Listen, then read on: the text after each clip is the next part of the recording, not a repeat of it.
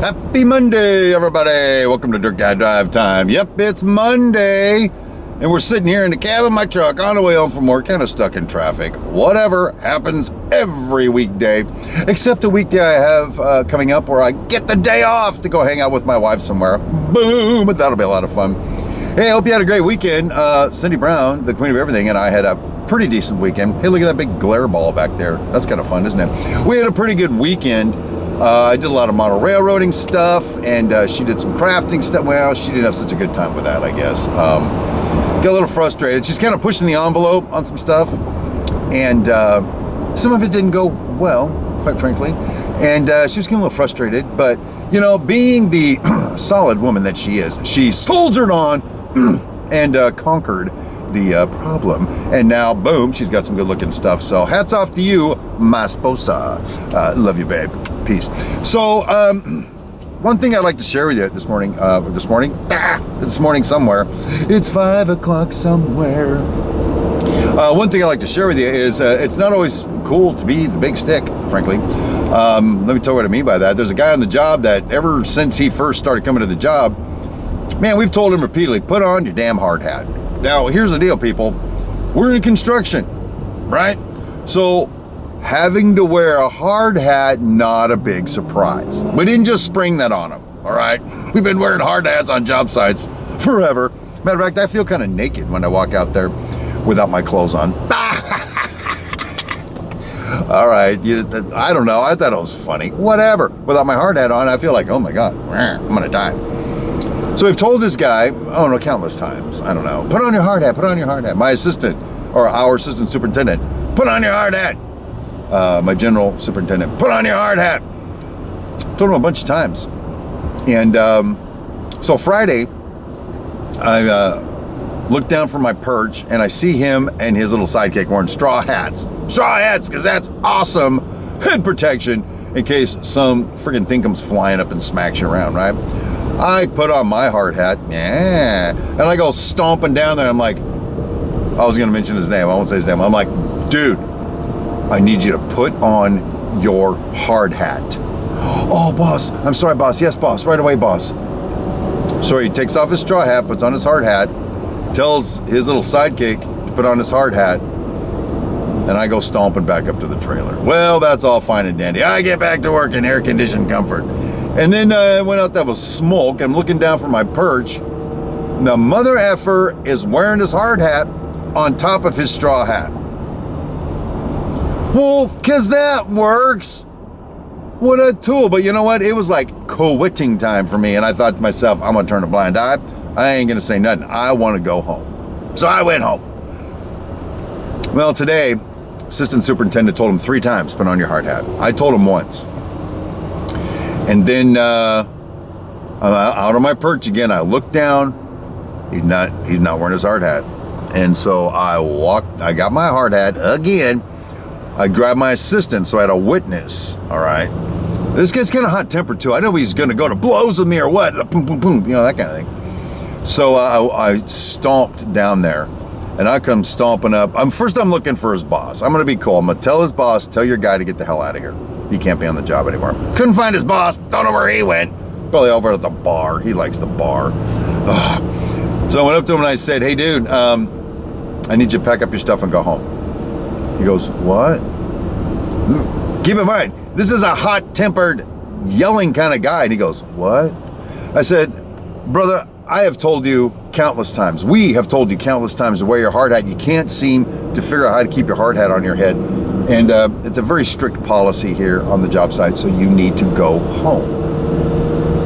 And he's like, so no work tomorrow? Oh, that's below the belt. It's not my fault that you can't feed your family because you can't keep a hard hat on your damn head. Oh my God, though. So, you know, sometimes being the stick ain't all it's cracked up to be. It still bothered me that he gave me this little look. What was that about? Yeah, get out of here. Get off my job. You slacker. Anyway, whatever. So that's the whole work thing today. That's about all I experienced. But you know, I was thinking as I was on my way to work this morning, driving along, and thinking just about this moment in time. I am married to an awesome woman in a awesome marriage, by the way. I really believe I have an awesome job working for an awesome company. I've got an awesome hobby and awesome response to some of the creative stuff I do. I'm healthy. I'm insanely attractive. Well, okay, maybe I'm not attractive, but blind people find me very attractive. I'm just saying. No, I've got all of this happening in this moment. And it occurred to me that this is like the convergence of everything that I've gone through in my life. Every mistake I've made, every success I've had, every time I got pine-coned over, has all led me to this moment in time. Because I was thinking, my wife Cindy Brown and I, I was married to Satan before, and I said to Cindy, I said, sometimes I wish I would have met you instead of Satan back in the day and married you. And then we agreed no. Because you know what? That may not have been the right time. It may not have worked because one or both of us may have been just all honked up. And we would have gone 21 years and I would be telling the other new wife that I wish I would have met her earlier. So, no, the fact that Satan screwed me over so bad and was intrinsically involved in wrecking my life, gutting me like a fish. And as much as I hate Satan right now, without that act, her act of selfishness, impropriety, immorality, you see, I got nothing great to say about Satan. Without that act, I would not have been released from that pitiful excuse for a stinky human being, and then been granted access to Cindy Brown, my wife. It's amazing. Had I not failed as a contractor in 2008 and gone into the car business, hated it, got out, got my own license, and then failed again as a contractor, I wouldn't have met my dear friend Nigel, who is my general superintendent, and I wouldn't have been hooked up with the job I have right now as a superintendent. And as a superintendent, all of my construction skills are all being brought to bear and I'm like I don't want to brag, but I'm kind of like a finely tuned, like a well-oiled superintending machine. I'm a super duper intendant. It's amazing. So it just, sometimes it's looking back at regrets and places you got pine-coned over and all that stuff. Is like, but without that, I wouldn't be here. As long as when you say here, you like where you are, I guess. Or we say, without that, I wouldn't be in the hospital without a head. Okay, that doesn't work, right?